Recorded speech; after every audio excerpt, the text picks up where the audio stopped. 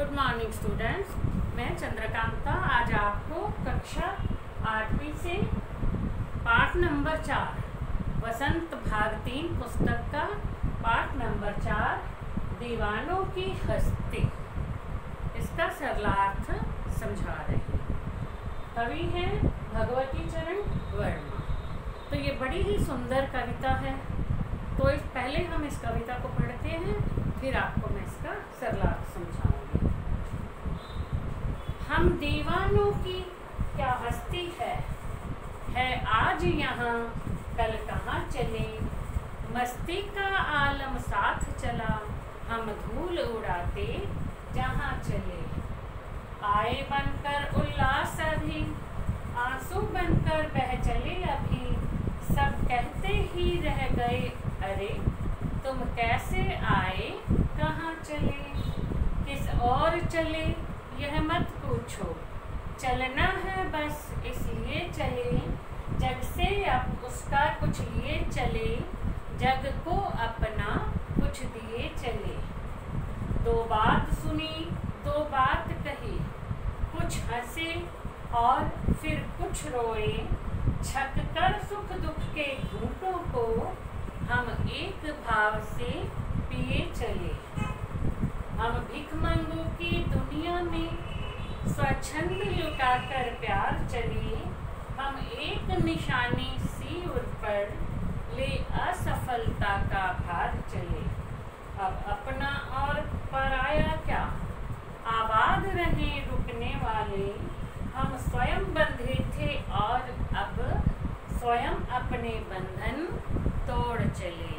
तो बच्चों, इस कविता को आप भी गाओगे, ये सुर लय ताल के साथ भी गाई जा सकती है। तो आप प्रैक्टिस करना, इसको अच्छी तरह से गाना। तो अब हम इसका सरलार्थ समझते हैं। तो सबसे पहले पद्यांश का, हम दीवानों की क्या हस्ती है आज यहाँ कल कहाँ चले, मस्ती का आलम साथ चला, हम धूल उड़ाते जहाँ चले। तो इसमें कवि ने किस बात का वर्णन किया है, मतलब कवि ने अपना दृष्टिकोण बताया है। ठीक है, कैसे कवि क्या कहते हैं कि मेरे हृदय में प्रेम भरा हुआ है, हम दीवानों की क्या हस्ती। ठीक है, दीवाने क्या होते हैं, जो मस्त मौला होते हैं, जिनके हृदय में हमेशा प्रेम भरा रहता है, जो सबको खुश देखना चाहते हैं। वो कहते हैं कि हमारी क्या हस्ती है, उन दीवानों की क्या हस्ती है। हस्ती मैंने होता है जैसे उनका कैसा स्वभाव है, उनकी तो बात ही कुछ और है आज यहाँ कल कहाँ चले। मतलब जो मस्त मौला लोग होते हैं, जो बेफिक्र होते हैं, जिन्हें किसी बात की कोई चिंता नहीं होती, वो कभी भी एक जगह पर रुककर नहीं बैठते, एक जगह नहीं रुकते, क्योंकि उनका काम होता है सब लोगों में खुशियाँ बांटना। वो चाहते हैं कि हम स्वयं भी खुश रहें और दूसरे लोगों को भी खुश करने का प्रयास करें। इसलिए वो एक जगह पर टिककर नहीं बैठते। मस्ती का आलम साथ चला, हम धूल उड़ाते यहाँ चले। अब वो कहते हैं कि अपनी आदत के अनुसार हम जहाँ भी जाते हैं तो हमारे साथ साथ हमारा जो मस्त मौला स्वभाव है, जो लोगों में खुशियाँ बांटने वाला स्वभाव है, वो साथ लेकर के हम आगे बढ़ जाते हैं। हम धूल उड़ाते जहाँ चले, मतलब जहाँ जहाँ जाते हैं हम आगे बढ़ते हैं। तो धूल उड़ाते मतलब कि हम अपनी खुशियों को बांटते हुए, लोगों को खुश करते हुए हमेशा आगे बढ़ते जाते हैं। दूसरा, आए बनकर उल्लास अभी, आंसू बनकर बह चले अभी, सब कहते ही रह गए अरे तुम कैसे आए कहाँ चले। अब कवि क्या कहते हैं कि जब हम एक जगह पर रुकते नहीं है ना, कुछ दिनों के बाद किसी दूसरे स्थान पर चल देते हैं, तब लोग हमें कहते हैं कि अरे तुम अभी अभी तो आए थे, यानी अभी अभी तो तुम खुशियाँ लेकर के आए थे और अभी तुम जा भी रहे हो। तुम्हें इतनी क्या जल्दी है कि तुम एक स्थान पर थोड़ा समय भी नहीं गुजारते हो और साथ के साथ जो है चले जाते हो? तुम एक जगह पर ठहरते क्यों नहीं हो? यानी जब तुम आए थे, उल्लास बन के आए थे, तब जो है सब लोग बहुत खुश हो गए थे, और अब जा रहे हो तो सब लोग बहुत दुखी हो गए हैं। आए थे, आए बनकर उल्लास, अभी आए थे तो बहुत खुश हो गए थे लोग, उनमें उल्लास भर गया था, आंसू बनकर बह चले अभी, और अब यदि तुम जा रहे हो तो लोग बहुत दुखी हो रहे हैं, और उनके मन की जो भाव हैं वो उनकी आंखों से आंसू बन कर के बह रहे हैं।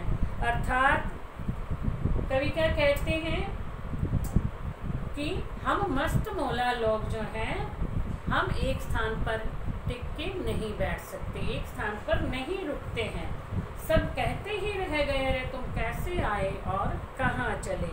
मतलब सब लोग जो हैं हमें यही कहते हैं कि अरे तुम कैसे आए थे और अब वापस से कहाँ चले गए हो।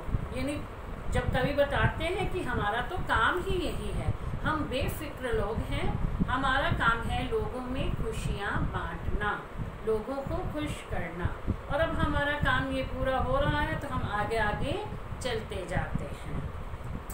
तीसरा है, किस और चली यह मत पूछो, चलना है बस इसलिए चले, जग से उसका कुछ लिए चले, जग को अपना कुछ दिए चले। अब जब वो कवि से पूछते हैं ना कि तुम अभी अभी तो आए थे और अभी तुम जा रहे हो, तुम्हें जाने की इतनी भी क्या जल्दी है, तब कवि उन लोगों के प्रश्नों का उत्तर देते हुए कहते हैं, किस और चले यह मत पूछो, चलना है बस इसलिए चले। भी हम कहाँ जा रहे हैं? हम दीवानी, हम मस्त मौला लोग, हम बेफिक्र लोग, चिंता रहित लोग कहाँ जा रहे हैं ये हमें भी नहीं पता है। बस हमें तो चलना है, इसलिए हम आगे जा रहे हैं। यानी हमें लोगों में खुशियाँ बांटनी है, इसलिए हम आगे जा रहे हैं, क्योंकि हमारा लक्ष्य ही यही है कि हम लोगों के जीवन को खुशियों से भर दें, इसलिए हम आगे बढ़ते जाते हैं। जग से उसका कुछ लिए चले, जग को अपना कुछ दिए चले। अब कवि क्या कहते हैं कि संसार के जो लोग हैं उनके बहुत से अच्छे अच्छे विचारों को हम ग्रहण कर लेते हैं। इस प्रकार से क्या है कि जग से कुछ लिए चले, मतलब उनके विचारों को हम ग्रहण कर लेते हैं, जो भी उनकी अच्छाइयाँ हैं वो हम अपना लेते हैं, जग को अपना कुछ दिए चले, और इस संसार के लोगों को अपनी जो खुशियाँ बांटना चाहते हैं वो देते हुए आगे बढ़ रहे हैं। अगला, दो बात सुनी दो बात कही, कुछ हंसे और फिर कुछ रोए, छक कर सुख दुख के घूंटों को हम एक भाव से पिए चले। अब कवि क्या कहती है कि जहाँ पे हम बैठ जाते हैं ना तो लोग जो है आपस में कोई कुछ ना कुछ तो कहता ही है, हमें कोई लोग हमें दो बातें कहेंगे, हम उन्हें आगे जो है दो बातें कहेंगे। तो कवि क्या कहते हैं कि हम जहाँ भी जाते हैं हम लोग जो हमें कुछ कह देते हैं तो हम उनकी बातें चुपचाप से सुन लेते हैं, उनसे सुन भी लेते हैं और उनको आगे कुछ कह भी देते हैं, उनकी बातों का उत्तर भी दे देते हैं, और उनकी बातें सुन कर के कभी तो हम खुश हो जाते हैं और कभी जो है हमें बड़ा दुख भी होता है। छक कर सुख दुख के घूंटों को, यानी जब उनकी बातें हमें अच्छी लगती हैं, हमें बड़ी खुशी मिलती है, यानी सुख मिलता है, और जब कुछ ऐसी बात हो जाती है जो हमें अच्छी नहीं लगती है तो हम दुखी हो जाते हैं। इस प्रकार हम सुख और दुख दोनों तरह की बातों को, यानी दोनों तरह के घूंटों को पी करके एक भाव से पिए चले, यानी हम सुख और दुख, अच्छी और बुरी दोनों तरह की बातें एक ही भाव से ग्रहण करते हैं। हम ये चाहते हैं कि हमारा मन ऐसा बन जाए कि हमें जो बातें अच्छी लगती हैं उससे हम सुखी ना हो, और जो बातें बुरी लगती हैं हम उनसे दुखी ना हो। हम सबकी बातों को एक ही भाव से ग्रहण करते हैं। फिर है, हम भिखमंगों की दुनिया में स्वच्छंद लुटाकर प्यार चले, हम एक निशानी सी उर पर ले असफलता का भार चले। अब आ जाता है भिखमंगों की दुनिया। भिखमंगों किसे कहा गया है यहाँ पे? यानी कि जो भीख मांगने वाले होते हैं ना, जो भिखारी। अब इसमें जो है हम भीख मांगने वाला नहीं लेंगे, इसमें हम भिखमंगों का अर्थ रखेंगे जो छोटे दिल वाले होते हैं, जिनका हृदय बहुत छोटा होता है। यानी बड़े दिल वाले तो क्या करते हैं, पूरे संसार को ही अपना परिवार मानते हैं, लेकिन जो छोटे दिल वाले व्यक्ति होते हैं वो अपने ही परिवार तक सीमित रह जाते हैं। उनके मन में अपने पराये का भेदभाव हमेशा भरा रहता है। तो यहाँ भिखमंगों का यही अर्थ है इस शब्द का, कि इन भिखमंगों की दुनिया में स्वच्छंद लुटाकर प्यार चले। वो कहते हैं, कवि कहते हैं कि हम जो मस्त मौला लोग हैं, हम भिखमंगों अर्थात छोटे दिल वाले लोगों की इस दुनिया में खुले दिल से प्यार लुटाते हुए आगे बढ़ रहे हैं। यानी वो कहते हैं कि हमारे मन में हमेशा अच्छे भाव ही आते हैं और हम लोगों को जो है खुशियाँ ही बांटते हुए आगे बढ़ते जाते हैं। अब कहते हैं, हम एक निशानी सी उर पर ले असफलता का भार चले। कवि क्या कहते हैं कि लोगों को खुश करने के प्रयास में यदि हम मस्त मौला लोग असफल भी हो जाते हैं तो उस असफलता का दोष हम किसी दूसरे को नहीं देते, बल्कि स्वयं पर ही लेते हैं। हम ये मानते हैं कि हम में ही कोई कमी रह गई होगी जो हम लोगों को खुश नहीं कर सके, और इस बात का भार यानी उस जो दुख होता है हमें, तो उसका भार और मतलब हृदय, हम अपना दोष अपने ऊपर ही लेकर के अपने हृदय में ही दुख को छिपा लेते हैं। इसका भार हम अपने हृदय में ही रख लेते हैं कि हम दूसरे लोगों को खुश नहीं कर पाए या हमारी वजह से मतलब लोग खुश नहीं हो पाए, तो इसलिए हमारे में ही कोई ना कोई कमी होगी जो हम ऐसा करने में असफल रहे। तो अब जो है अंतिम, अब अपना और पराया क्या, आबाद रहे रुकने वाले, हम स्वयं बंधे थे और अब हम स्वयं बंधे थे और अब स्वयं अपने बंधन तोड़ चले। अब इसमें कवि क्या कहते हैं, कवि कहते हैं कि अब मैं ऐसी स्थिति में पहुंच गया हूँ, यानी अब मेरा मन जो है, मेरा जो अहम है, वो सकारात्मक सोच रखने वाला बन गया है। मतलब मेरा हृदय हमेशा जो है अच्छी सोच रखता है, बुरा कुछ भी नहीं सोचता।